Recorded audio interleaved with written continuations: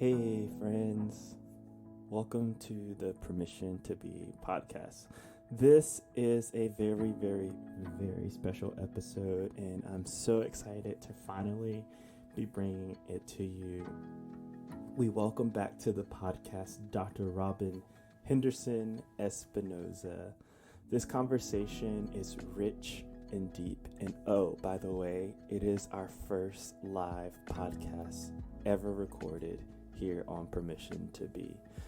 So excited about that. So that means there will be no music interwoven, but I did want to give a shout out to Thieves Brewery here in Charlotte, North Carolina for hosting us.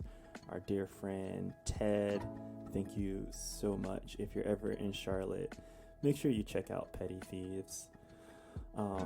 Also, throughout this conversation, there's going to be a lot of references to either essays, books, materials, or organizations. Two organizations that I want to mention from the outset. One is mentioned in the podcast episode, Gideon's Army. They're doing grassroots on-the-ground work in Nashville, Tennessee, and Dr. Robyn explains a bit more about them. And then there's also Feed the Movement here in Charlotte, North Carolina, which is also doing grassroots organizing and mutual aid efforts here within the city around cash bail reform and making sure that people have their basic needs met. And so if a part of your practice is supporting the work that helps us change and create societies, I encourage you to look those organizations up. I'm going to put links to them in the show notes. I did want to mention that because this is a live conversation, at times you might hear a little bit of distortion from the microphones, and if that is really distracting, I offer our apologies. We were not able to edit that out. This conversation will wrap up this series that we've been in, The Moment of Now, and I think it's just a really beautiful way to wrap up as we enter into another rotation of electoral politics that works its way into this conversation. And really, this conversation's for those who are in spiritual community, who work in corporations, and are interested in the body's intersection with politics. It's robust, and we're just really excited. Thank you for being in community with us.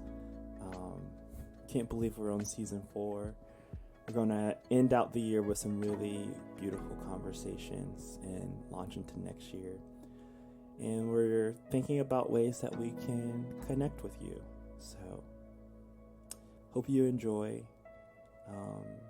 And I hope you benefited from our discussion around the moment of now in this series of discussions. And we'll see you on the other side. Take care. Hello, and welcome to Permission to Be. Let's hit him with the remix. Oh, well, y'all got to change that. Yes. What do we do? We leave our F-bombs in and... Let's tell some stories. As long as white people are bound, the people in power are bound, they're going to keep us bound to the same thing that they're bound to. Out of the overflow of the heart, the mouth speaks, and I think out of the overflow of the spirit, the body does. Challenge some narratives. Why is that the best that God could offer you? Mike made it very clear that he did not want to get any of these questions beforehand. So he is getting this question live, raw, for the very first time. This is... And I feel like art is the expression of the heart where words fail. raw, Oh my goodness, I have tears. Oh, y'all are killing it. unfiltered. I feel like that's gotta sound strange. Permission to be.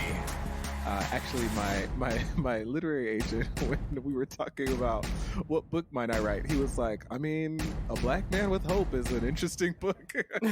Oh, shit. I can do it. Yeah, you got it. and Robyn, I don't know if you remember, but this is actually the third time we're having a podcast conversation. Oh, wow, yeah.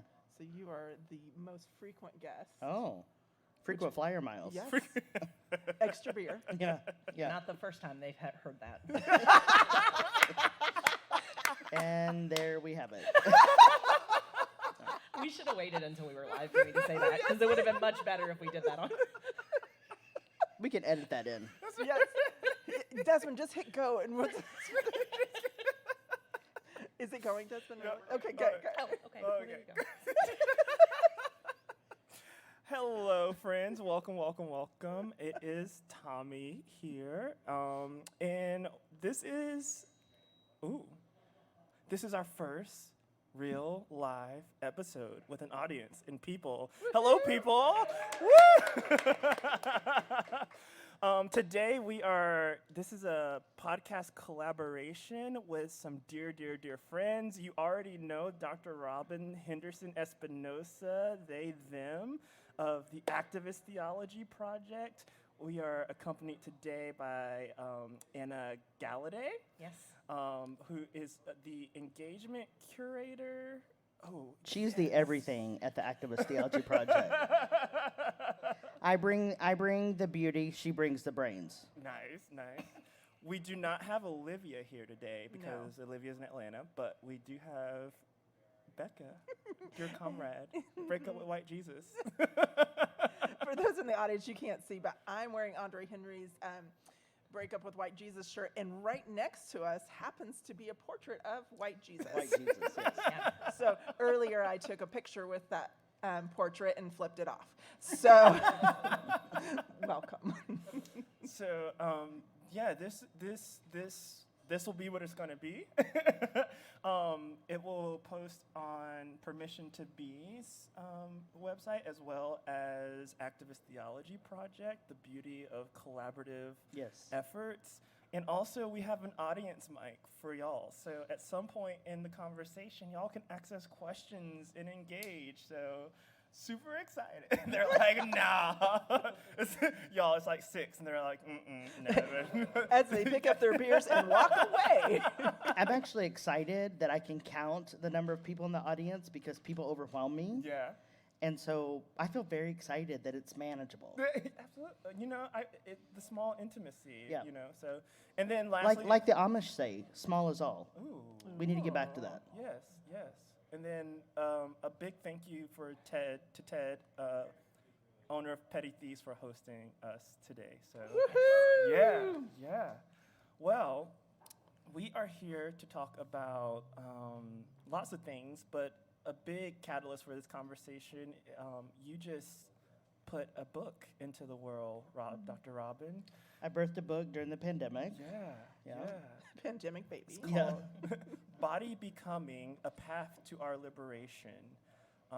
And I'm just going to read the inside cover. The body that Robyn Henderson-Espinoza inhabits is a non-binary body, a trans body, a body in 2 races, and a body continually in discovery.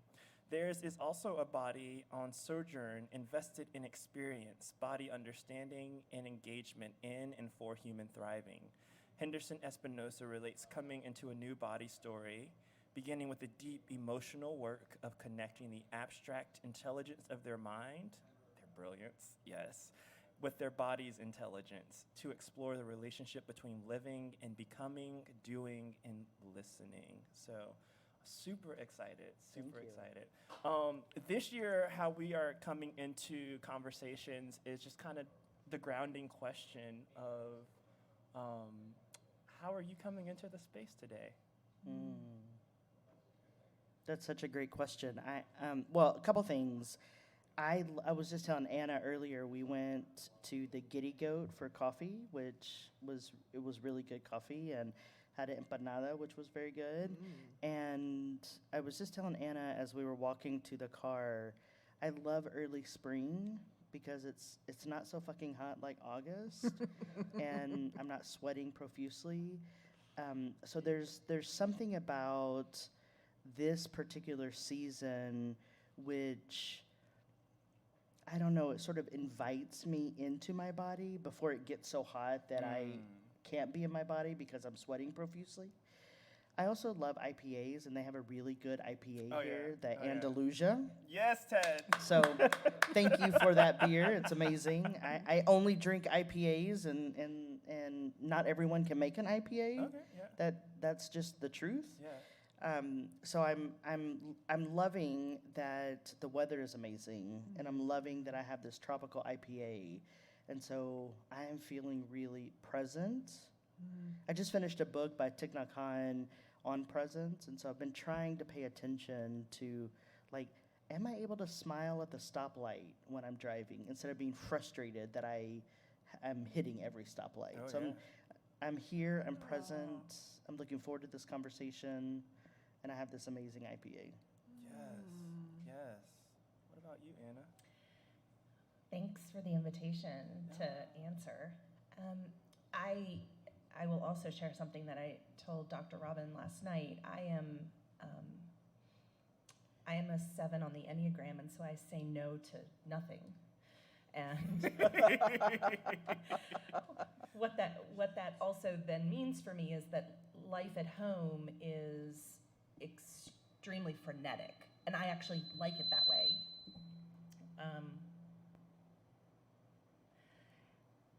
I like the busyness. I like the energy, but I drove here yesterday from Chattanooga, and there is something about a 5-hour drive when you actually can't do anything other than drive. And I mean, I took a phone call, but like I sink into that space.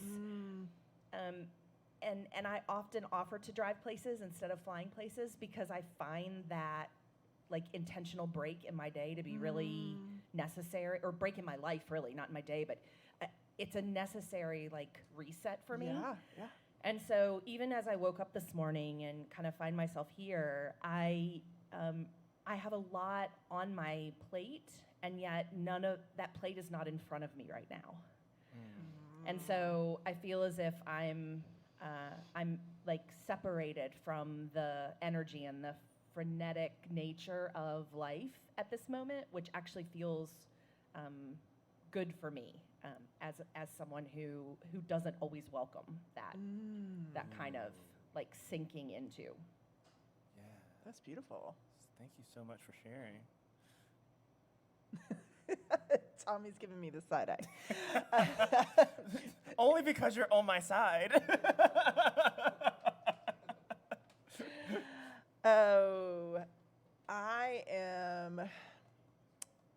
I'm trying to get to where you are at, Anna. I'm just sitting and being, because my week has been going, and it's not bad, but I haven't had a lot of space to have moments of breathing. Like I actually, before I got in my car, I stopped and felt the ground and took 3 deep breaths, which resets our nervous system and reminds us that we are okay. We don't need to go into fight or flight.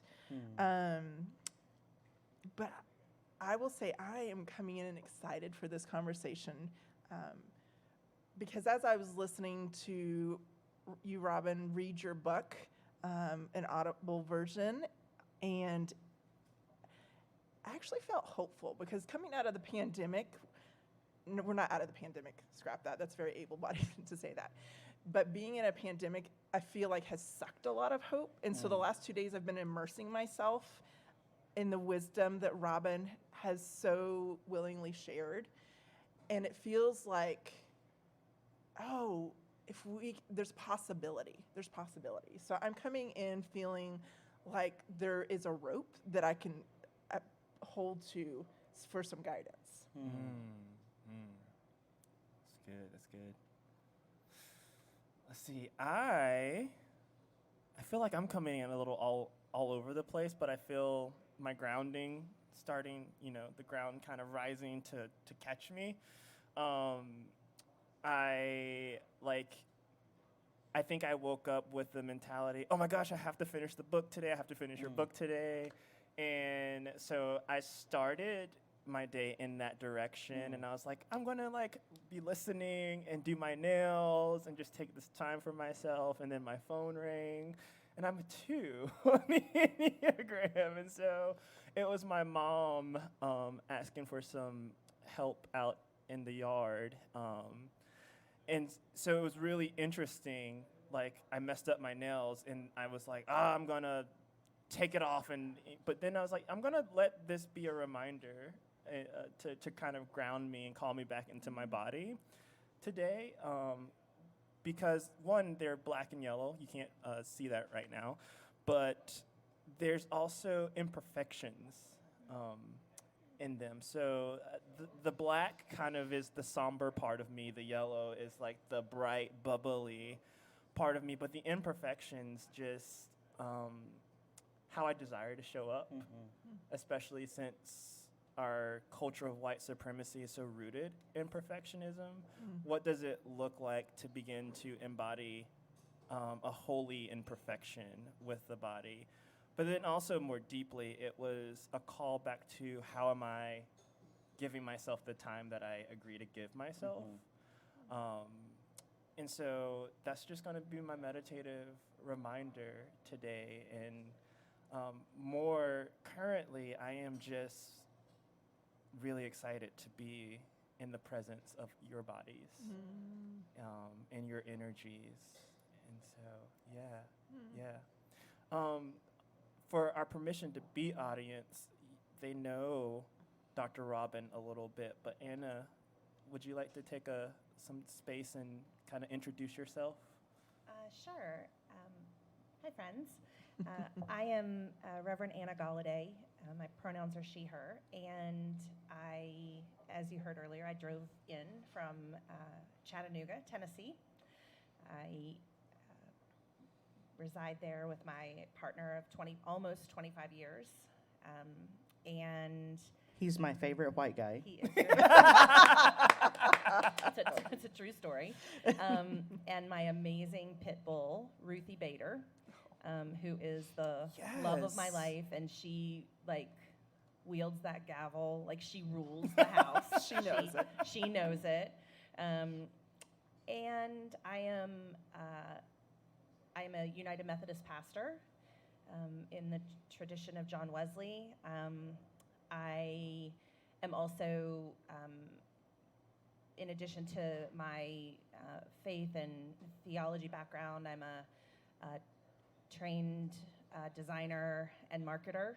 That was my life before and in the midst of my pastoral work. And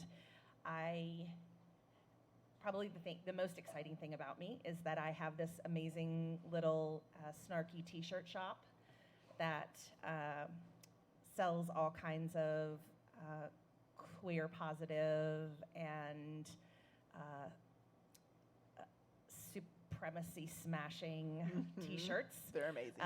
That Robyn sports a lot of them, and it's like the most fun I get to have is like coming up with really funny and snarky sayings on shirts. I even created a shirt that is selling well.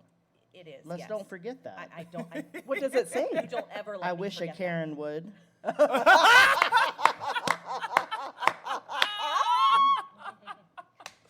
a true story. That was a birthday idea that I had. Yeah, it was a couple years ago, and now it's like selling like hotcakes on our website. It's selling. Yeah, And because what is that website? as I pick up my phone to go purchase. I know. I was like, and what is that website? What's your website? Yeah, the site is on Etsy, and it's called Bias and Bourbon. My two favorite things, bias and bourbon. Yeah. Oh. Which bourbon? Which bias? Bias, This is our relationship. bias about just about everything. Bourbon, I'm rather indiscriminate, as long as it's better than Jim Beam. Jim Beam. Yes. True story. We actually had that conversation last night. Yeah, I mean, my everyday go-to is Buffalo Trace. I'm gonna drink Whiskey Pig or Uncle Nearest if it's available, and I have shelves of options at home. So In fact, there's a place called the Whiskey Warehouse. Yes, in Nashville and here. Oh, it's in Nashville too? Why didn't I know about that? Frugal McDougal's. Is that the Whiskey Warehouse? Is a frugal, or are you There's thinking a restaurant? It's Well, the I don't- restaurant in Plaza. In Plaza. Oh, in Plaza. Yeah. Sorry, Yeah. I'm mixing it up. Yeah, and I was like, oh, we need to know about that. There is a Frugal McDougal in Nashville. And the other one is here. Ah, yeah, so that's a little bit about me. Thank And I you. work, and I do a lot of work with the Activist Theology Project. Yeah. And I keep Robyn on time places, and I am the energy that they need to extrovert in many cases. Yeah. in all cases? I wind them up and Yeah. tell them, okay, it's time. Yeah. Time to turn it on, and then remind them when it's okay to turn it off. Yeah. That's so beautiful. It is. I'm just kind of struck how direct also you are in describing the relationship. One of the questions that I asked as we were prepping for this was kind of like, what is your role for this conversation going to be? Like, how do we include you? And obviously, because it's an equalized structure, but with your neurodiversity, autism, which we'll talk about more, and how we are becoming, how you are modeling relationship right now is really, really beautiful. I love that you notice that, and I love it because it's a conversation that Robyn and I have all the time, and a conversation that we've been deeply engaged in for the last 4 years, And that we've done publicly we've in done several publicly. places. We are, there couldn't be two more different humans than Robyn and I, and yet we are both neurodivergent. I have pretty serious ADD, and we are complete opposites on the Enneagram. As a 7 and Robyn as a 5, we show up in the world very differently, and we communicate very differently, and yet we have found it difficult at times to really navigate our way through what relationality looks like, both in our bodies and in our hearts and in our heads.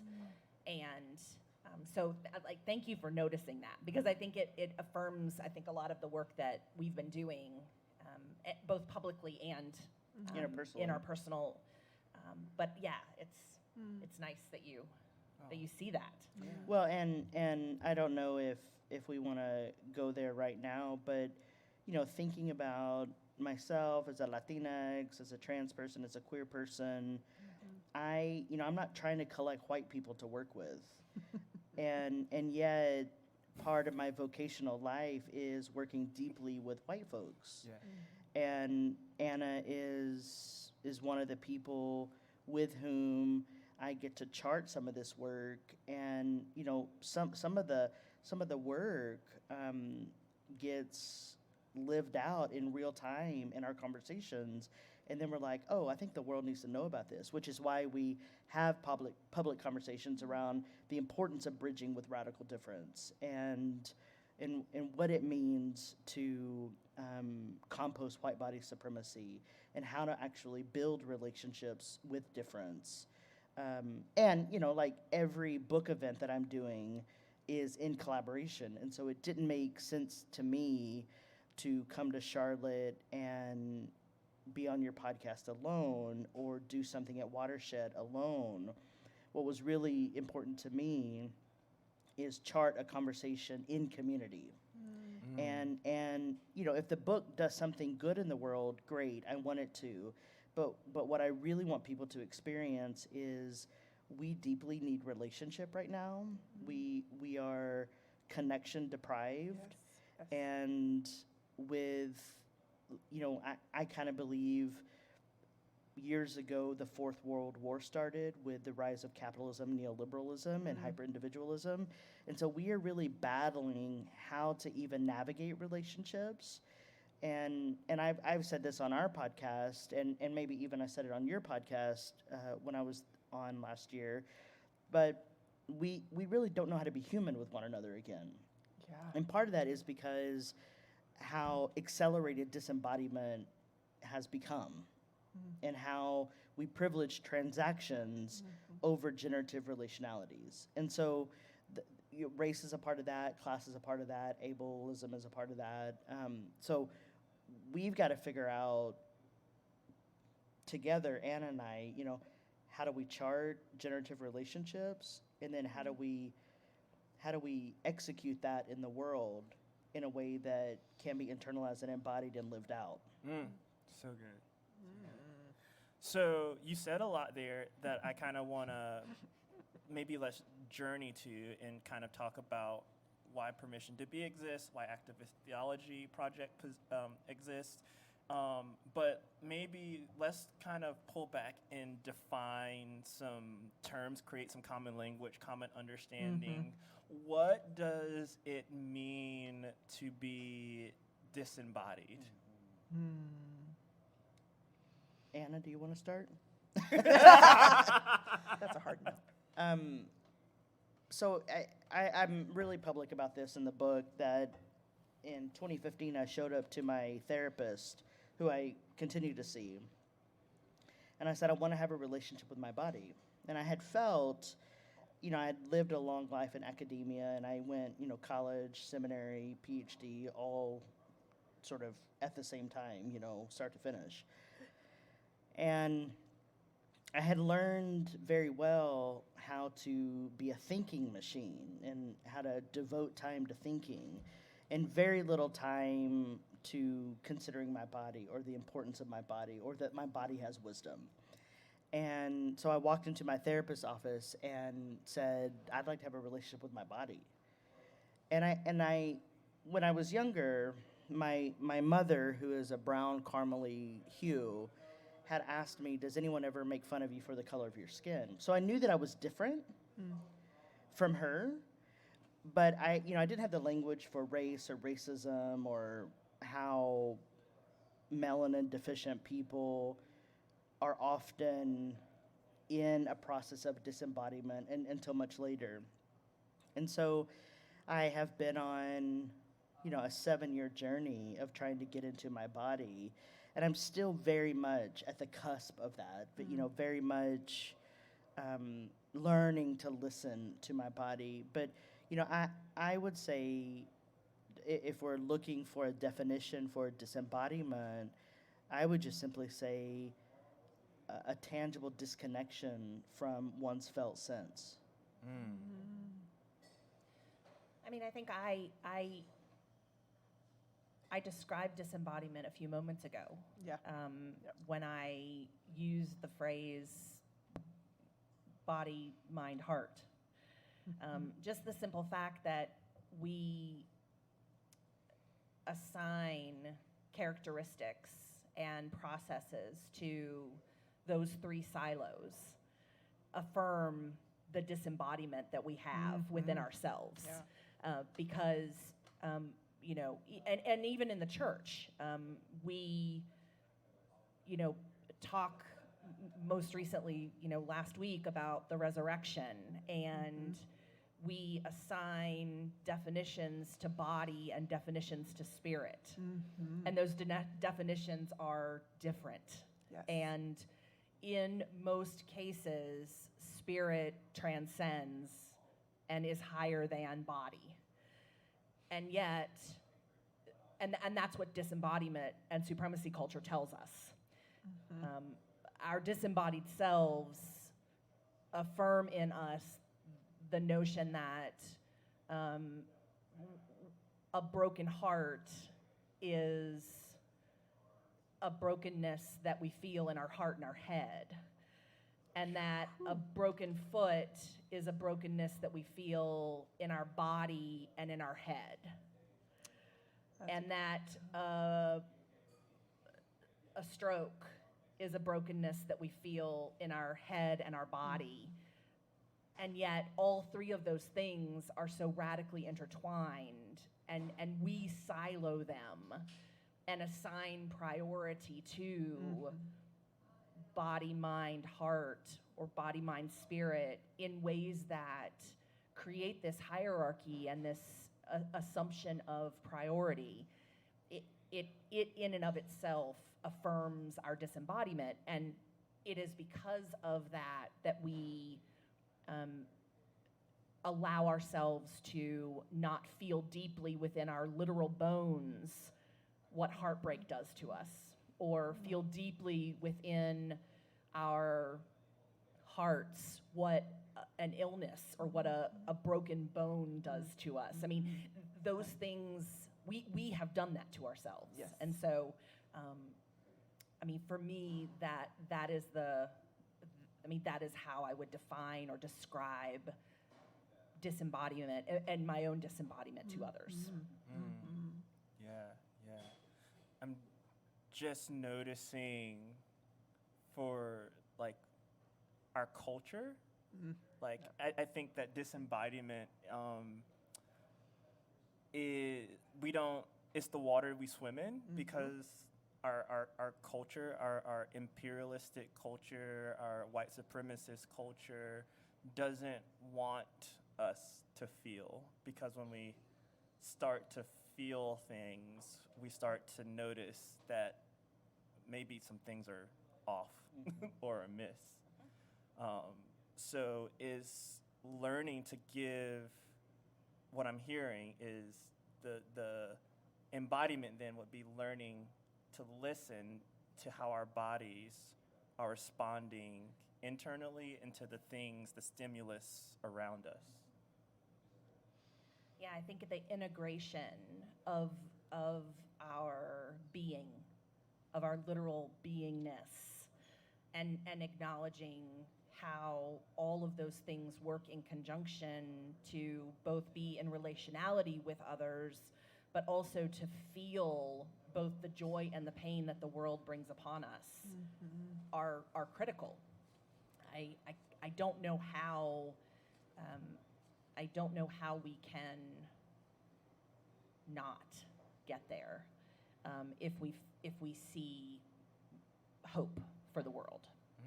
Well, I think a lot of it comes from this narrative in the supremacy culture of fear, that we are afraid of not only the connection, but we're afraid of what we're going to find.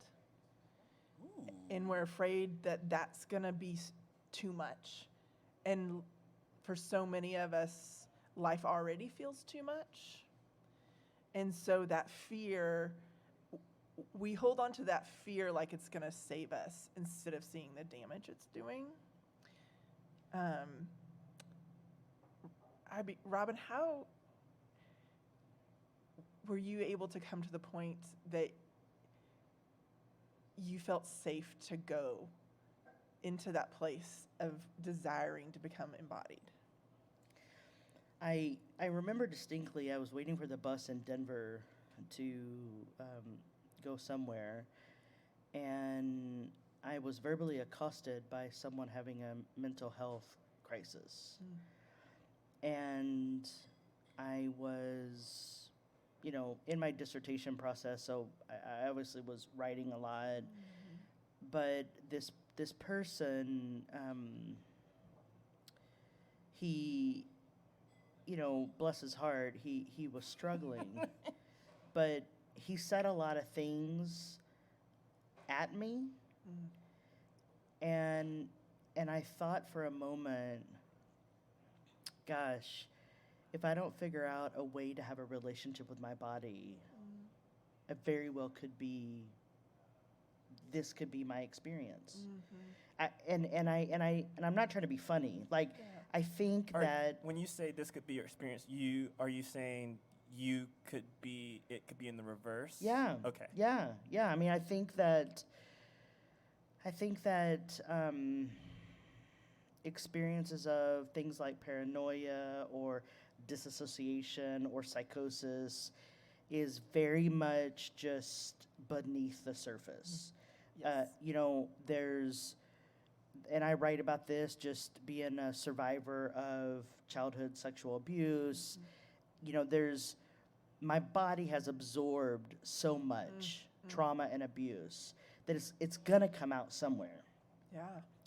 And it was that experience that I was like, shit, I got to get my ducks in a row. And it wasn't until several years later when I showed up at my therapist's office. But it was really that experience in Denver where I was like, I've really got to figure out how to, you know, suture these wounds. Because I could intellectualize them. Yeah. But it's very different to have empathy for oneself and to care for oneself. And to, you know, unpack the trauma and abuse that I endured as a child from a single parent who was a woman of color. You know, how do I deal with being bullied at school for being gender nonconforming as a 6th grader when in the 80s that wasn't a thing, you know? So it was really that experience with a person who, you know, we would say has lost his damn mind, you know? And I'm like, wow, I could be super close to that if I don't figure out how to address the trauma and figure out how to engage in healing practices. Now, that was years before I walked into my therapist's office, right? And I, you know, I have spent a lifetime reading like really unintelligible theory, which did not promote bodily awareness.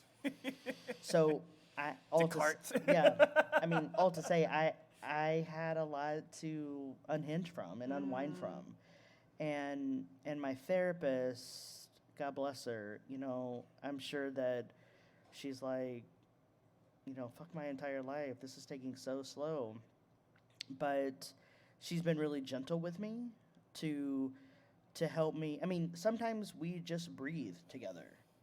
And then she says, where do you notice that? I mean, it's really basic. And so, I mean, even though I've written a book on bodies, embodiment, democracy, I'm very much at the starting gate around this stuff. But it was really that experience that was like, wow, if I don't figure out how to address all of these different narratives of violence and trauma, abuse, displacement, poverty, I might lose my mind. What I love about that is that it's not about arrival, which is what supremacy culture teaches us, which is what capitalism teaches us, that there are steps A, B, C, D, and E, and once you've checked them all off, you've arrived, you completed it, checked it off, and moved on. I don't think that is even a real narrative. It's just a narrative that keeps us going. And I love that you have sessions and that you have an amazing therapist who creates space for breathing. Yeah, I ask her every week, you're not retiring anytime soon, are you? like I'm a lifelong learner with you, right? And I'm on she does a socialist economy where she does a sliding scale for people. Beautiful.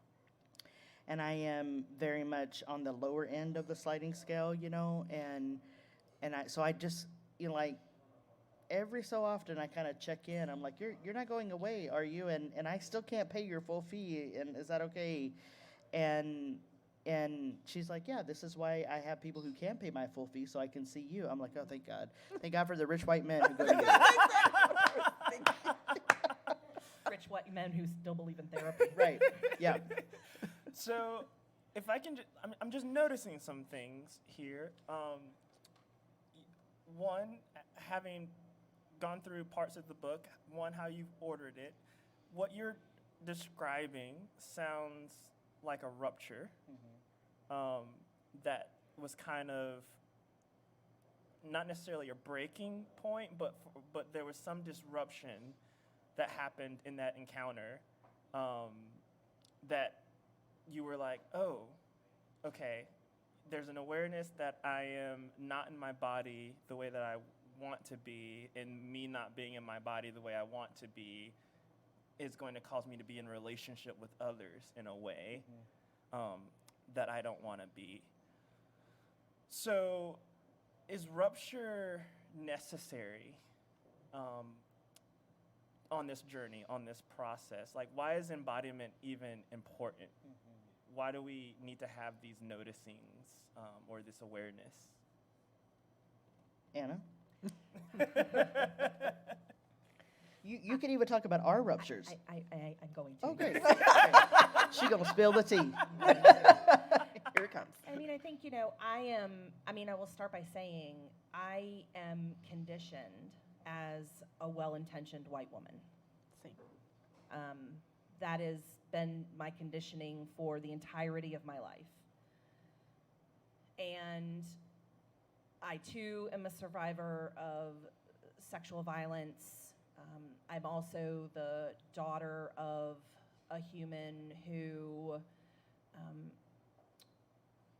reminded my mother continuously how unattractive she was and affirmed her weight issues every chance he had, and publicly shamed others as I was growing up around weight issues.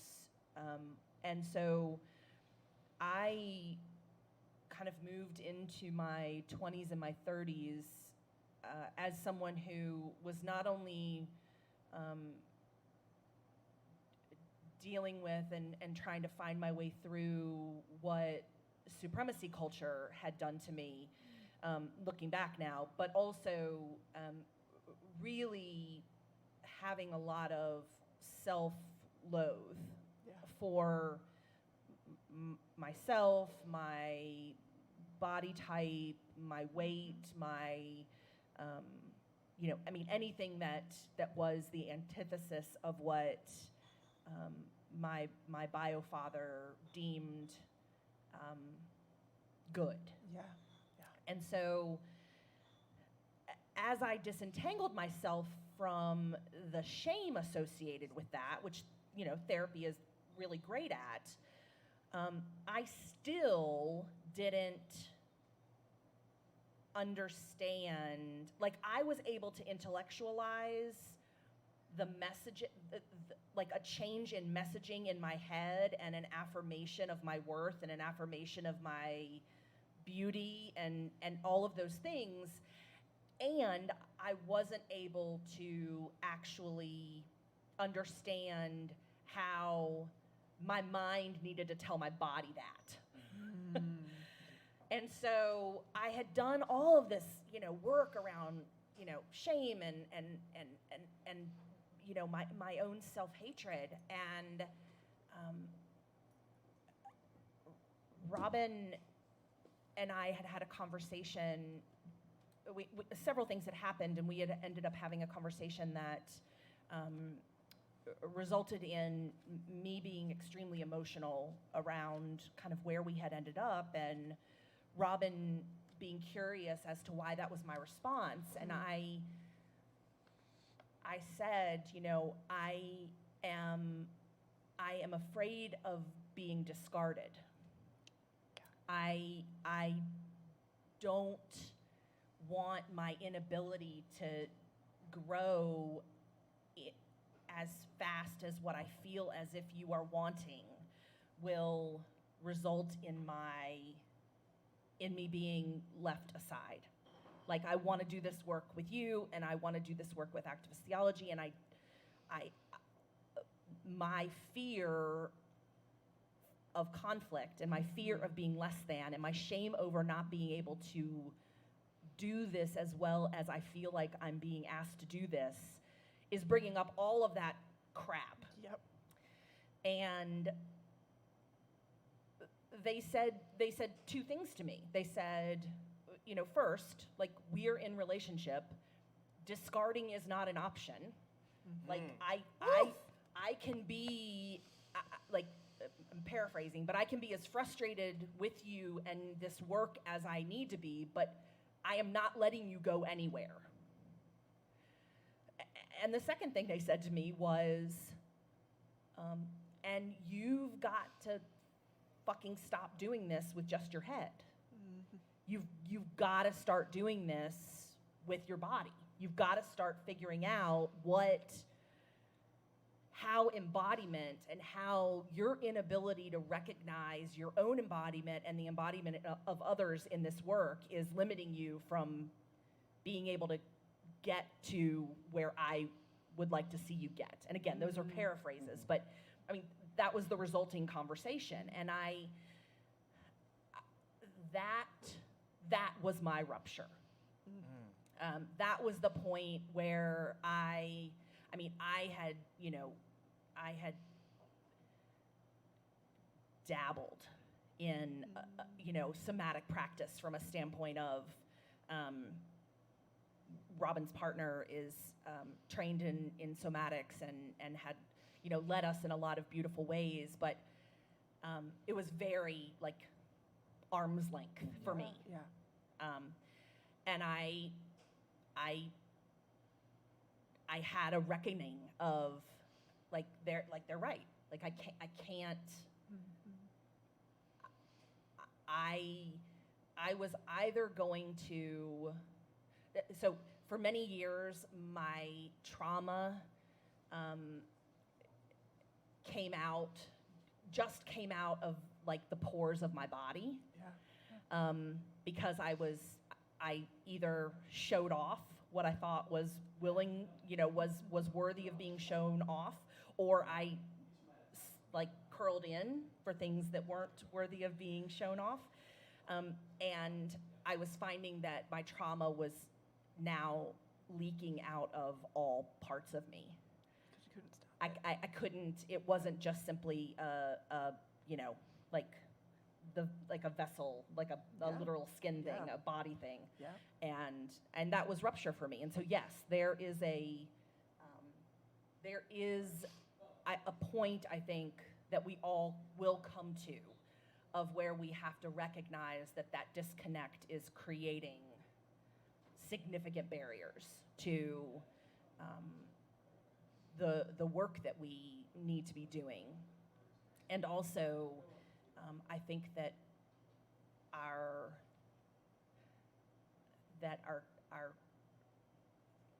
therapy culture is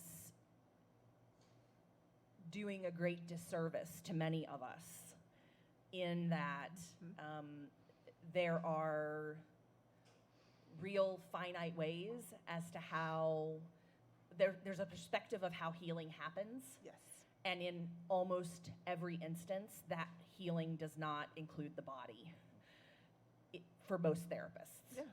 And so it's both a sharing of my own story and also an indictment on what I think many of us who have kind of used therapy to work through a lot of the things we feel like we need to work through, that's still not getting us there. Yeah. No, I mean, as a person who is partnered with a therapist myself, my partner has a degree from a Christian university. And so their journey has also been after therapy and is still in the process of learning the embodiment piece. Because I could go on a tangent, so I'm trying to but it is, therapy is so important, but like you said, Anna and Rob, the embodiment piece, it should be a requirement. Yeah, can I just respond to some of what Anna shared? Yes, please. So I think that in a lot of ways, white body folks don't know how to do conflict, and conflict is a part. Say it. Conflict is about any relationship, like it's inevitable. And I think why I talk about rupture and my training is in Deleuze and Foucault, and so my thinking about rupture is also about power and relationships. And so, Anna and I have had several ruptures that obviously we've worked through. I'm a Leo, and I'm deeply loyal. Yes, fire. Yes. And so I'm a Cancer, so I'm really crusty on the outside, but like a real mush on the inside. We're real soft. Aquarius. Aaron is an Aquarius. Yes. Yeah. Yes. But my ethics of being in relationship is to honor the space and time that conflict needs, and and to find a way forward together, not to dispose people. I mean, so much of our culture disposes people. We cancel people. I mean, I've made a lot of comments about cancel culture and the ways it mimics supremacy culture. And, you know, the Activist Theology Project, it's relationships all the way down for us. Like, if we don't know how to be in relationship, how can we then help people compost supremacy culture or white-bodied supremacy? And so one of the things that I think do very well is be in conversation, talk about where we have conflict, and, like, you know, steward that time together in as thoughtful ways as we can. And I will say that when this came up with Anna, it impacted me too and compelled me deeper into my embodiment work. And so it wasn't just Anna that changed, it was changing me too. And that's the real beauty of relationships. Relationships should evolve over time. Yes. People should change over Yes. time. And I think it made our work stronger. And certainly it deepened our connection and I think our commitment to the work. And it helped us to see where the pitfalls are in our cultural makeup and the ways in which our cultural body it really is unable to have the conversation that Anna and I had, which is why we have a fold of racism that started with white-on-white violence. So let me just maybe extract some things in that. So what I'm hearing in that one is every body tells a story, has a story, is a story, in relationship to other bodies and other stories. Another kind of area that I'm noticing is the traumatic nature of just being in relationship, right? And so our bodies are naturally going to do what bodies does to respond to that trauma: fight, flight, flee, fawn, collapse, which is my trauma response. I go to sleep. I get in the bed under the covers and I go to sleep. I've always done that. It's a true story.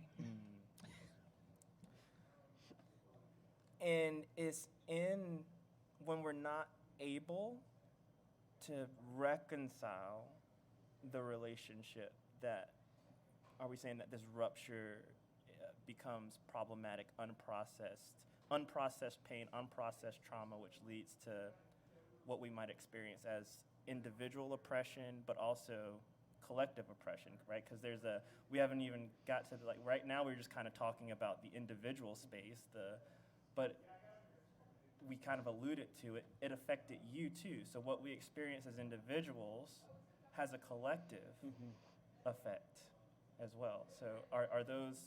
I mean, I write about in the book that oppression is unprocessed trauma, and oppression can be internalized by an individual. I mean, I had a lot of self-hatred for myself being light-skinned and being able to pass for white, because my mom has faced racism for a long time.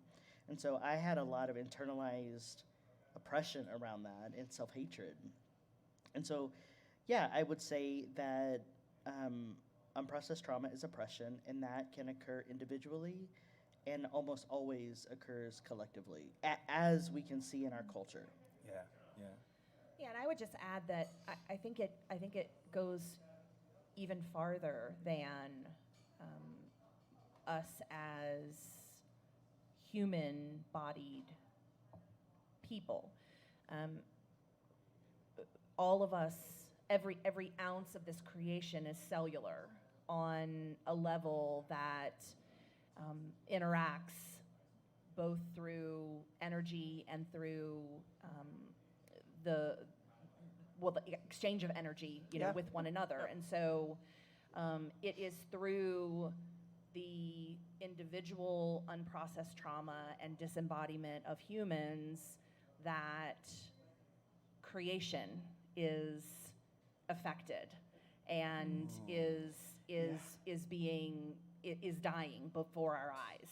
It is through the. I mean, there are studies that will show how even the most well-tended houseplants in a home that is full of violence and hatred and trauma and disembodiment are not able to thrive.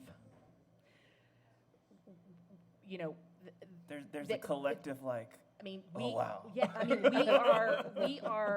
we are knitted together in a way that, I mean, the tapestry of us as individuals does not stop at the edge of our skin or at the edge of the skin of the hand we hold.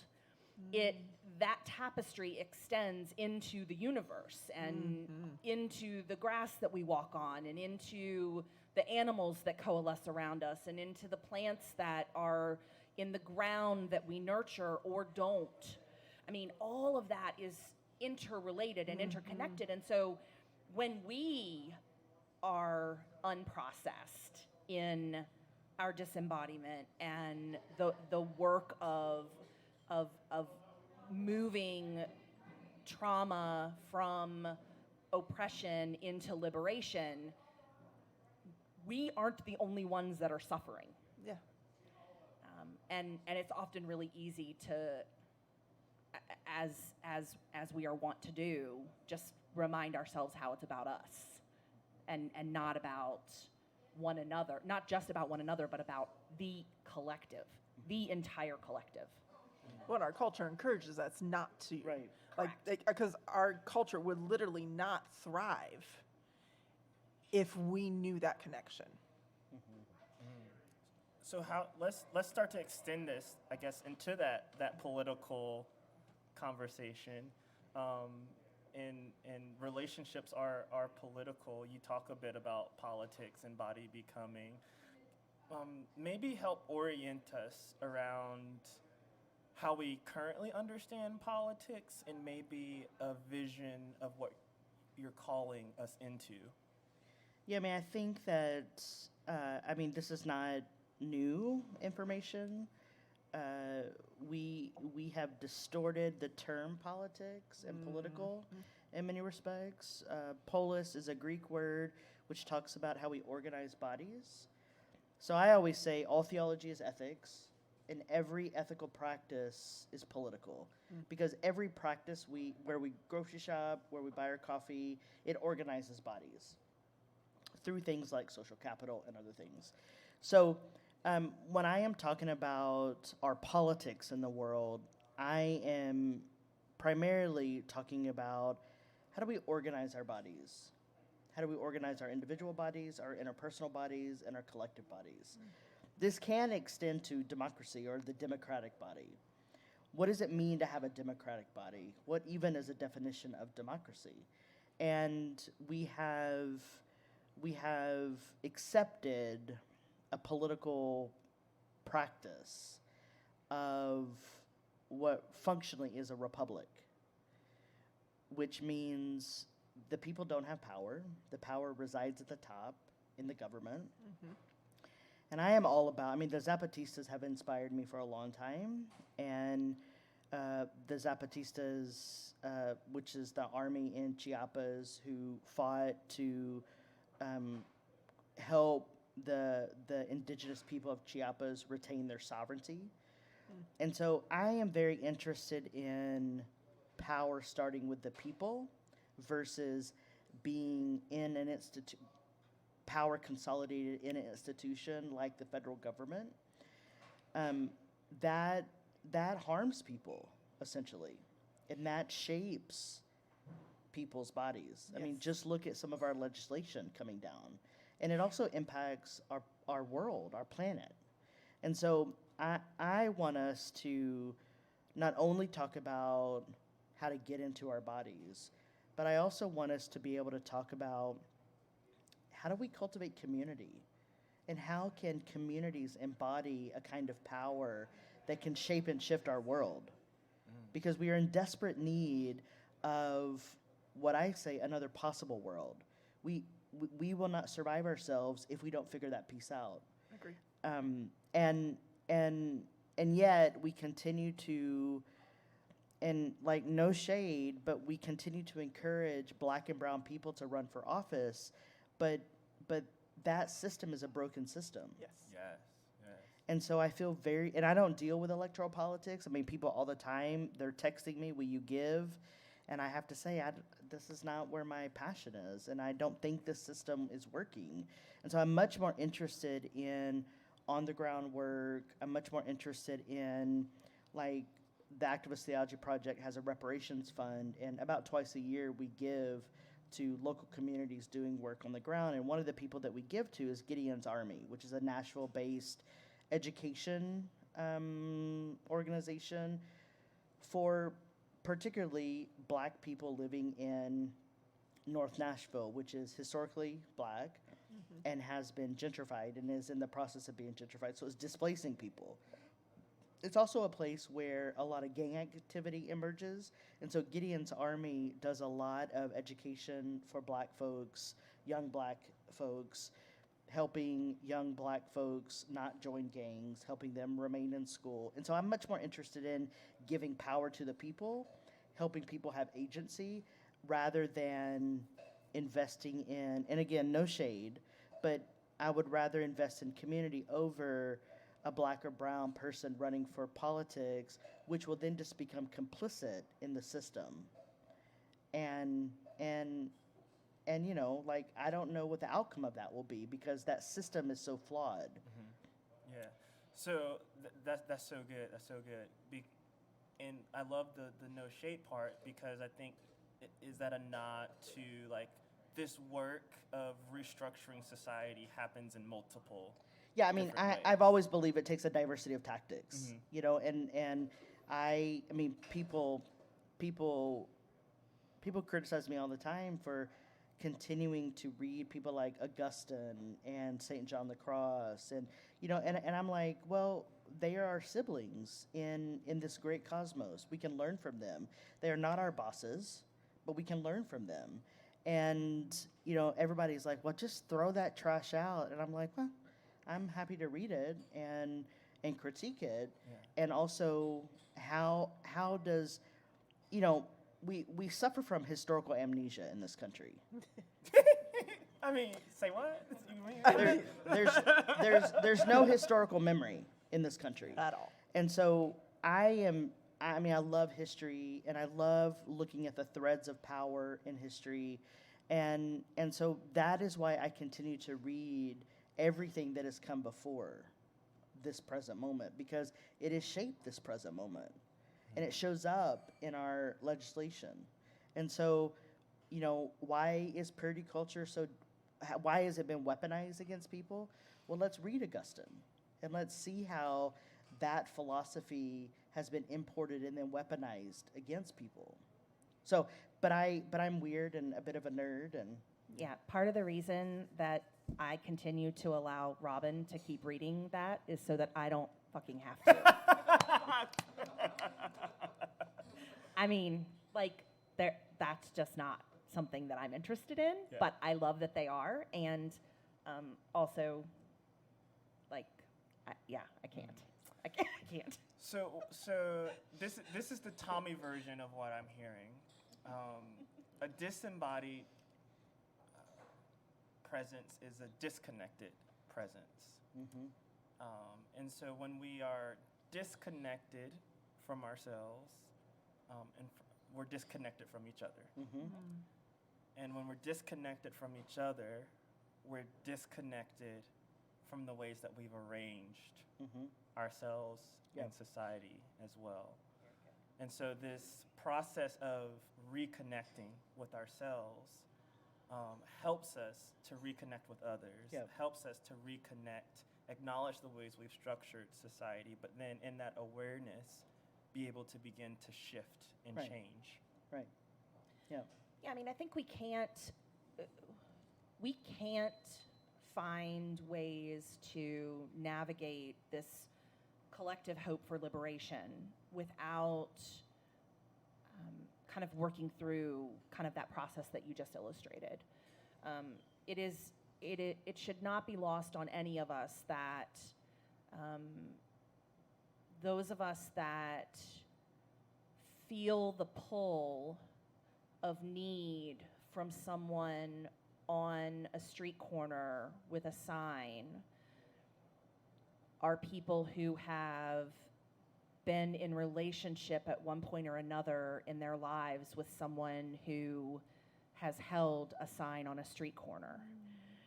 Whether that is through a volunteer opportunity that we have had with a shelter, whether it is through a recognition of a sibling or a loved one or someone we've been in community with who has used that method to survive. We feel something at that stoplight because we have knitted back together a piece of our disembodied self in order for all of us to feel something that compels us to engage in community with that person. It is the same with any other act of community that we decide to be involved with. I mean, no one just decides to engage in a cause because every one of us tells a story of how we came to believe that was someplace that we needed to be, that our bodies needed to be, that our money needed to be, because of the way that a relationship with someone else knitted us back together so that we could then move into that space in more intentional ways. That phenomenon is what community is all about. And so I think that if we really seek the liberation that we say we seek, if we really are seeking to change or to find a new world for what the possibility could create for us, it is through recognizing that our own change came through the way that our body was changed by being in community with another, and then replicating that in robust ways so that that kind of liberation we seek is attainable. Interrepetition. Yeah. So I think that part is really interesting as well, because in this work I found myself doing the same things over and over and over and asking myself, am I making a difference? And I think that question is both rooted in capitalism, our desire to be productive, our desire to fix things, but repetition kind of can feel like we're marching in place, so to speak. But what is the importance, the value of repetition there? Well, for me, repetition doesn't stand alone without difference. Yeah. And this is my training in continental philosophy with a French post-war philosopher named Gilles Deleuze. He collaborated with a French psychiatrist named Félix Guattari, and his dissertation was on difference and repetition. So think of a clock, and I write about this in the book, that a clock repeats, but at every hour, well, at every second, there's difference.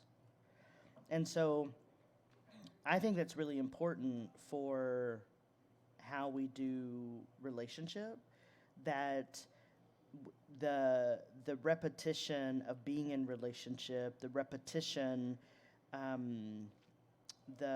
our rhetorical devices, for example, of how we achieve relationship, always happen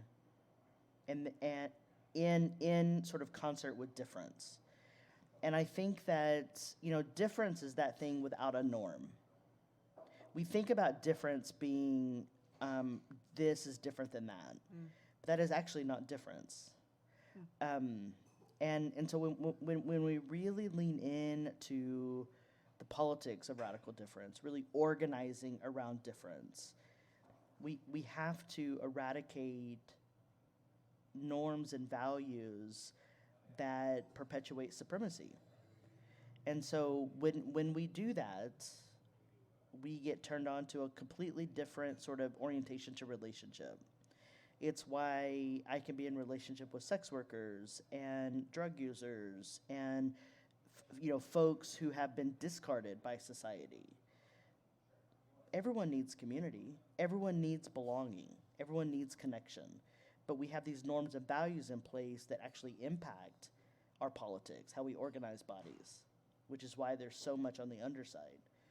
And I think if we want to sort of think about the divine or God, it was Jesus talking about the least of these, and the last shall be first.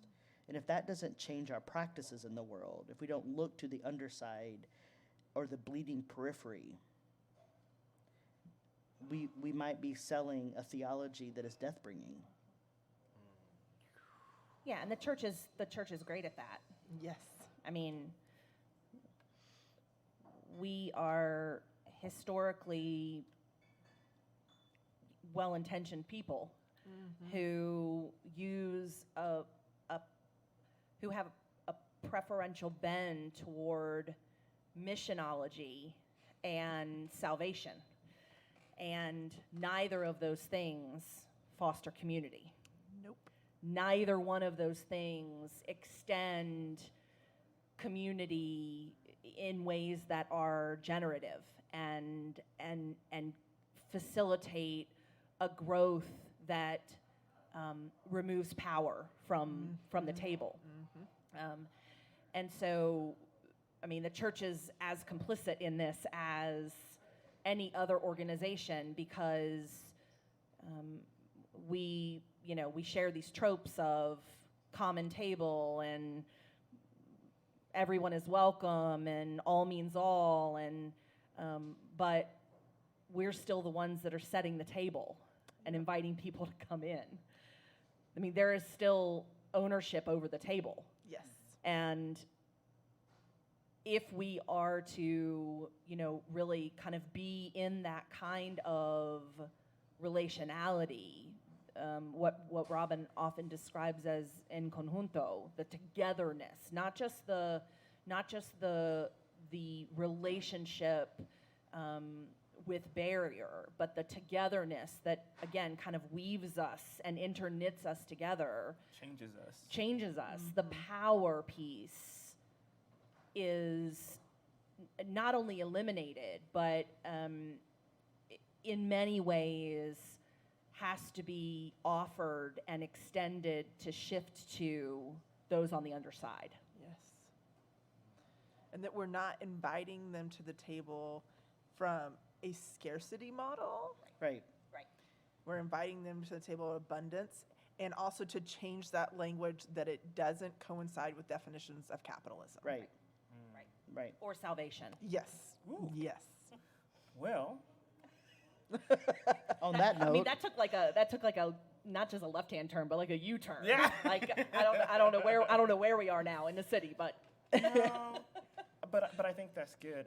I did want to open it up to any questions. Yes. In the audience, we've kind of tried to bring down some of the heady concepts, but maybe y'all can help bring us into some examples if there's any questions in the space.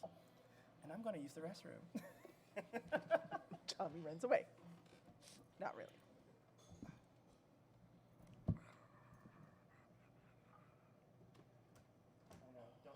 I know. That's just what I was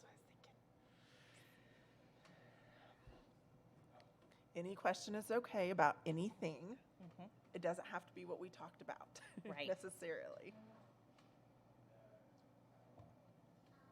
And we're good with silence because that's not conflict.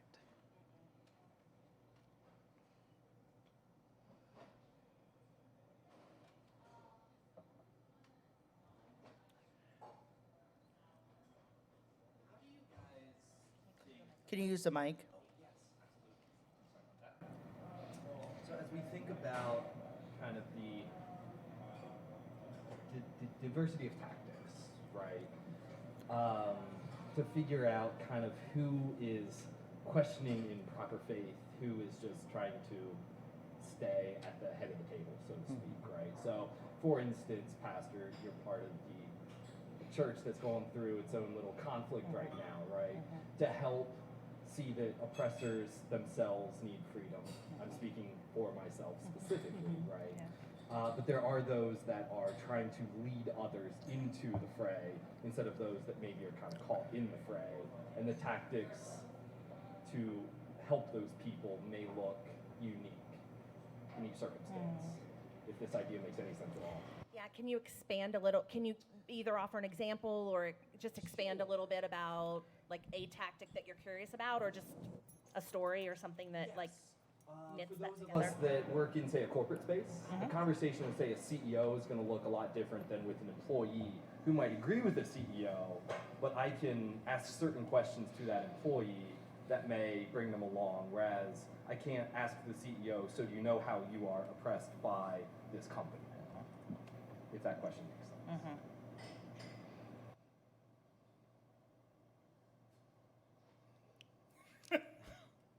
So I have never worked in corporate America. However, I get asked a lot to come talk with corporate America, which is always a very interesting invitation. I also get asked to preach, which I'm like, I left the church years ago, and so all to say, I live a very odd life. You know, our corporation. I think we've. I mean, going back to the sort of historical amnesia, we forget that corporations are made up of people with real stories, and I think we don't realize how harmful hierarchies are, and how in corporate America hierarchies are weaponized against people, which then silence them so that they don't ask for help. Or, for example, why did women not disclose, or people with uteruses didn't disclose they were pregnant for a long time, right? So I don't know.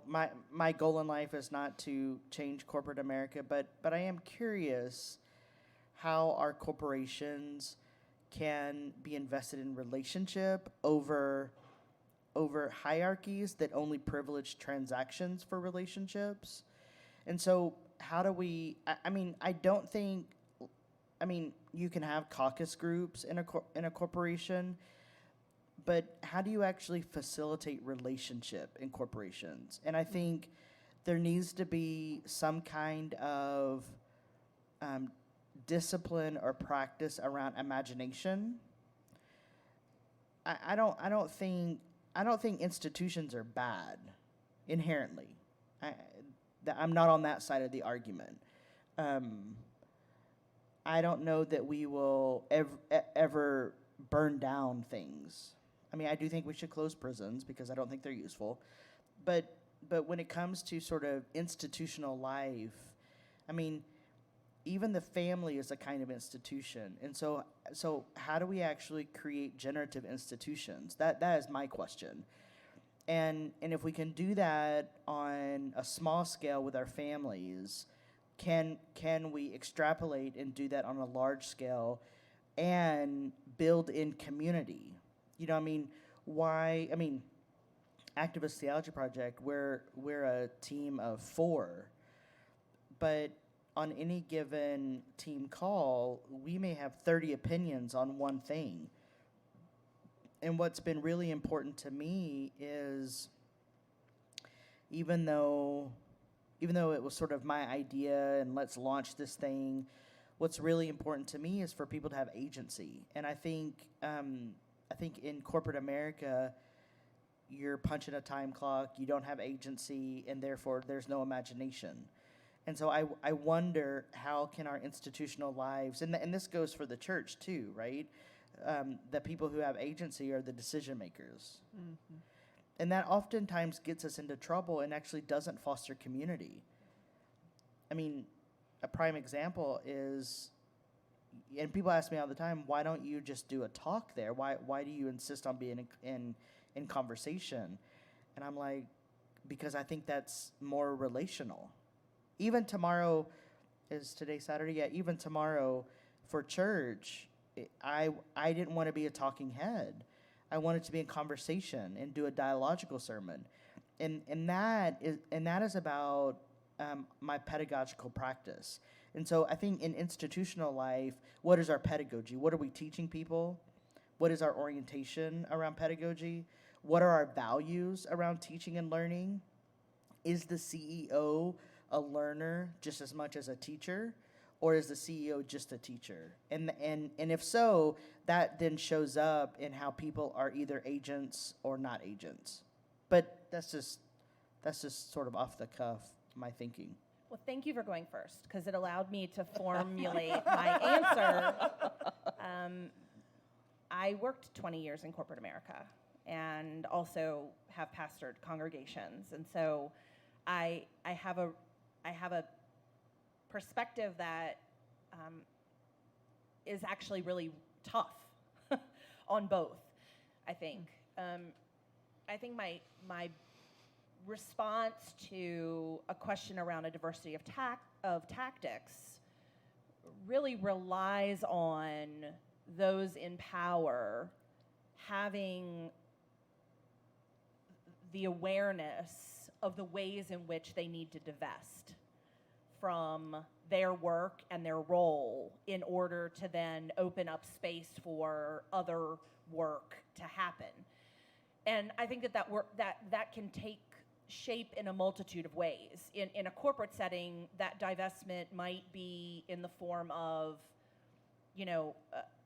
it might be monetary. It might be in the form of stock options, where the CEO who's making like stupid money that is really unnecessary, finds ways to divest of a portion of that to then reinvest in a kind of practice of relationality that is actually generative for the organization. In the church, that might be that, a congregation recognizes from the very beginning, before the appointment of any person in the pulpit or in the boardroom, that the role of that person is not to be the role that has always been assumed to be the role that person is going to have. I mean, I heard somebody say, I heard a pastor say the other day, and it still didn't, like it intrigued me. It didn't sit well with me, but it intrigued me. He said, I'm not a pastor of a church who does work in the world. I'm a member of a community that seeks to end the death penalty, and sometimes I preach on Sundays. Now, some of that was performative in that, he's still getting paid six figures to be the pastor of a church that, yes, is very involved in Tennessee in helping to end the death penalty. And so his creativity, while valid, also doesn't divest him from part of the icky nature of the work that he's doing every Sunday, right? Yeah. And yet, there's a curiosity that I have around the framing of that language. What would it look like if churches were not communities led by anyone, but communities built on interrelationality, where really those with the gifts for doing certain things only did them because it was their turn, or their that was the role that they have assumed, apart from the fact that we think that role then also holds power. And so this diversity of tactics conversation has to start with those in power being willing to divest in the first place. And I fear that we are not there yet. I fear that we are not even close to there. No. And Not at all. so my indictment would be, it's all well and good for us to think that this is possible, but quite frankly, what we need those in power to do way more work around understanding and acknowledging the way that supremacy culture and racism and classism and phobias are showing up in their real time day to day, and then be committed to a reparative process to fix that, versus asking them to just also be a teacher and a learner, because either way, that's still gonna ascend them in power to a place where they think they should be. Well, and this language of divesting from power and privilege, in my perspective, it means helping people become agents and returning power to people. You use compost, right? Yeah. Yeah. Yeah. So, when I sort of think about this through the lens of the Zapatistas and the ongoing battle in Chiapas, why that's so important is, and it happened in this country too, we have taken power away from indigenous people and we have consolidated power at the top. Yes. And so it's not just divesting from power and privilege. It is the tangible act of returning power to the people. Why do the police need to be defunded? Because there's too much power consolidated in that particular institution that is then weaponized against particular bodies. I think I'll add to that. I think your question had to deal with something with corporations. Might we talk to a CEO versus a person? And really, what helped me is kind of thinking about this is how you use the concept of motion. Everything is in motion, and so I think different tactics for the time, right? Different tactics for the context of the situation. I don't think that power in and of itself is bad, because we all have power, right? We all have power. It's how are we using that power, right? The like defund the police creates this disruption, this embodied response for people, but that's because our bodies are attuned to the negative. What's not said in that conversation is what we're defunding to resource community. Right. Yes. Right. Because when we look at, say, Charlotte, for instance, our police budget's half the city budget. So what resources could we use to cut down on criminality instead of making criminals, right? So as that relates to corporations, I'm not saying that labor unions are the answers, but they are. What exists in there, like unions are people power in theory, but they also replicate systems of oppression. So for me, operating in this queer black body, right,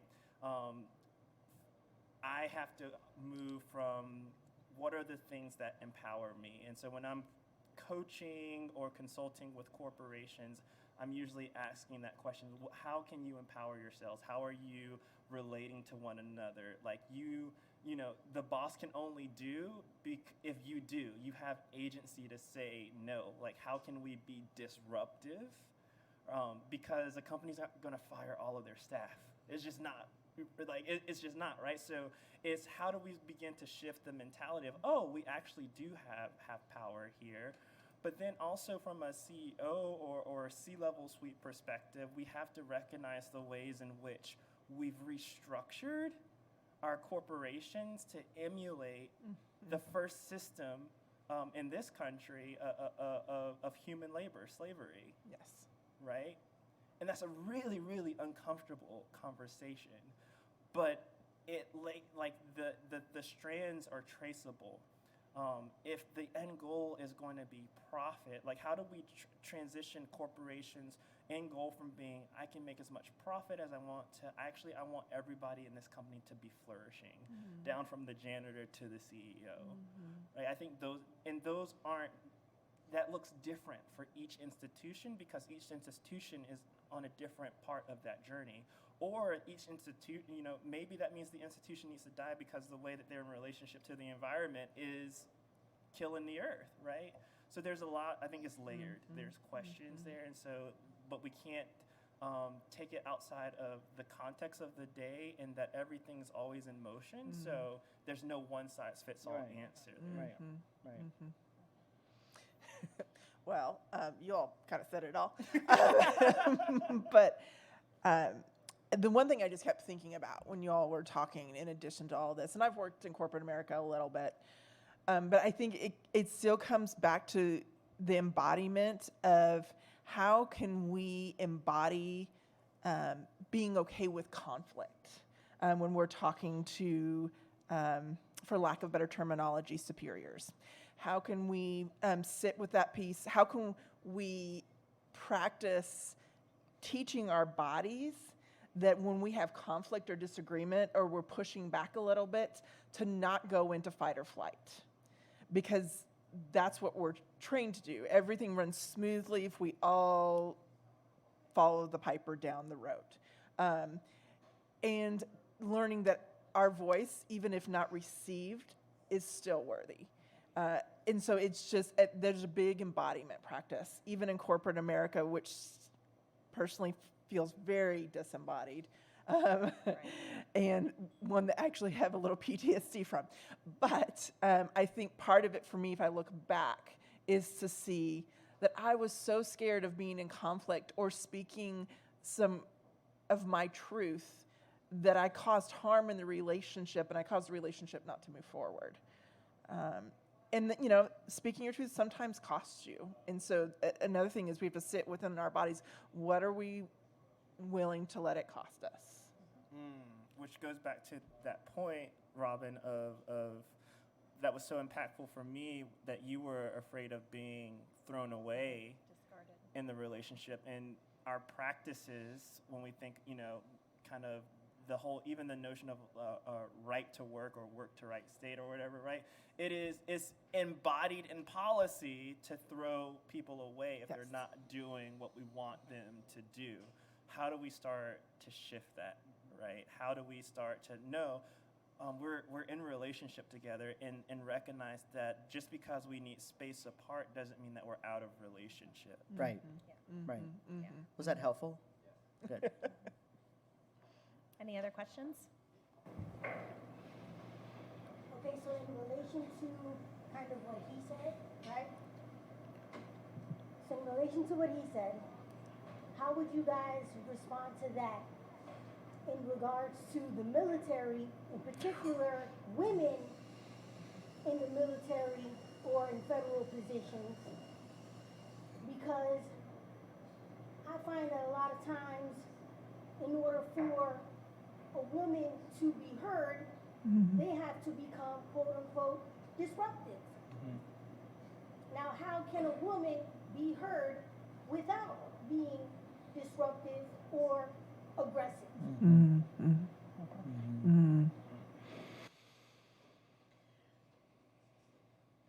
I don't think it's possible, personally. Yeah, it's a very hard question. Well, I think because, the system's in motion, right? And so anytime we want to change something, there has to be a disruption. There has to be that. There has to be a rupture. Yeah. And so there's so much that goes into that, right? There's, if you watch the Supreme Court hearings, the question that was asked of Justice Ketanji Brown, like what is a woman, right? We agree on definitions, right? And so, or do we? Or we right? But then, well, Marsha Black. the beauty of the queer body, the beauty of the trans body, is that it interrupts or ruptures those definitions. And we have to make a choice. Do we honor the humanity that we are all carrying, or do we look at it as deficient because it's not normative? But there's no evidence that when making change that it will not be disruptive or ruptured. And that's uncomfortable, that's traumatic, and that takes healing. Yeah, and I think we all have a different level of tolerance for risk. And it is in our own individual kind of risk analysis that we determine our capacity for disruption and up to what point we are comfortable and after what point we are uncomfortable. And for some of us, that risk evaluation asks us to look really critically at the things that we feel as if we need to be safe. For a lot of us, especially those of us who identify as women or people with uteruses, autonomy, which then also equates to monetary capacity to live, equals safety. And for many of us, it is only up to that barrier that we are willing to risk disruption. Because, there are elements of our ability to survive and what we believe is necessary for our survival. Those things come into play. And I think that, I have been very deeply a part of a disruption that changed the course of my ministry. I was able to do that and to risk what I risked because of my privilege. Not all of us are in that same sphere. And so I think that's why it's a hard question for me, because there is a risk analysis, both from a safety standpoint, from an ability to live standpoint, potentially a physical harm standpoint, that many of us have to evaluate whenever disruption is something that we are thinking about. Those things are all very real for us, and putting our bodies or our mouths in the way of power has consequences. And I think we have to determine at what point those consequences are okay for us or not okay for us. I like Deepa Iyer has this framework called kind of roles in social change. And I think one of the roles is disruptor on there, right? And so disruption in and of itself is a role, but not everybody needs to be doing the disrupting, right? Just a critical mass to create change. Andre Henry in his new book talks about the 3% rule when talking about social change. And so if disruption, being the disruptive force, is creating a sensation in your body that creates this feeling that we are not able to contain that disruption, then maybe disruption is not your role, and that's okay. Even though society says it's not, it is okay. But then there's also the opposite end of it, of what is the care that you're needing when your body is naturally disruptive in the environment. And so I think that's also an angle that we need to talk about when we're talking about restructuring, creating communities. How are we also building care into this? Can I take this a little bit different Oh yeah, direction? please. So this is a fascinating question. I just was on a radio show in the UK with a mixed race black ordinand for the Church of England, who thinks a lot differently than I do. So I was very excited to be in conversation with him. And for him, sex and gender is given. He reads Genesis and says God created Adam and Eve, and God created man and woman. And I want to say sex and gender is not given. Both sex and gender are social constructs. And we have inherited a view of woman that is in direct relation to how we understand white men. And I want to say that's really toxic. Yes. And harmful. Very. And it has been weaponized against women for centuries. And when you think about women in the military,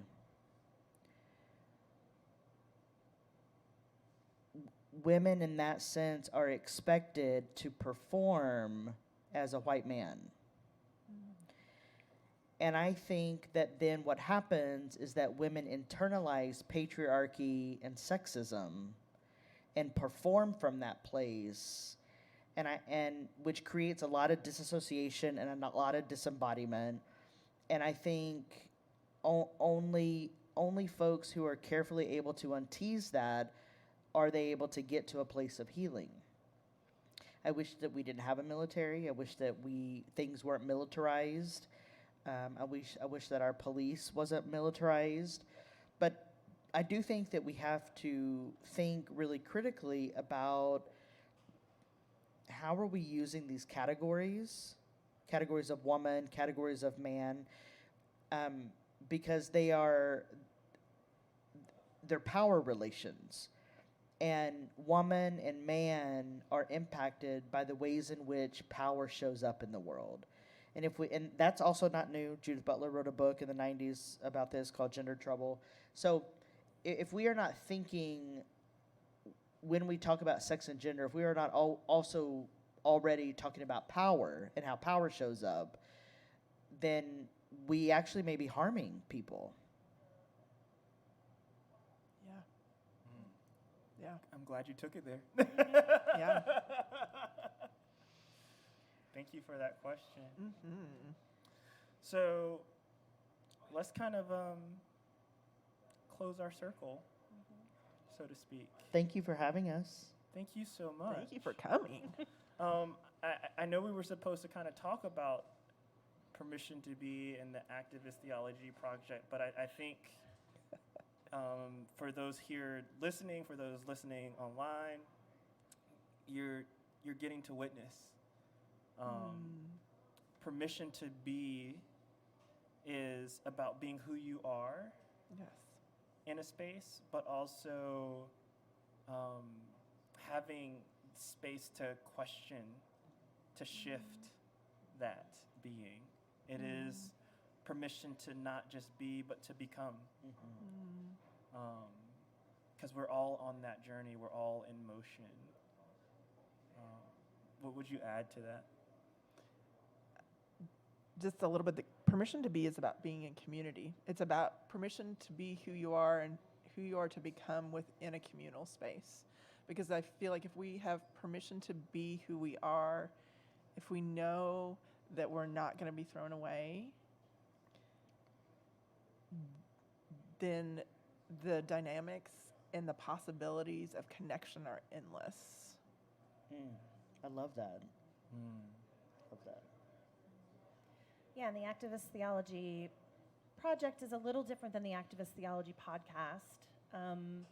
only in that the podcast kind of really centers around conversations that illustrate the tangible ways that we can get our hands dirty in the work, the ways that liberation can be possible if we are all to actually deeply engage in real ways, both in our personal, our interpersonal, and our community relationalities. The Activist Theology Project is a blend of curriculum writing and convenings and community-based engagement that does that same thing, but also kind of extends its tentacles into systems that can benefit from the work. We just launched a really beautiful online community for the Activist Theology Project called The Porch. It really is just a place.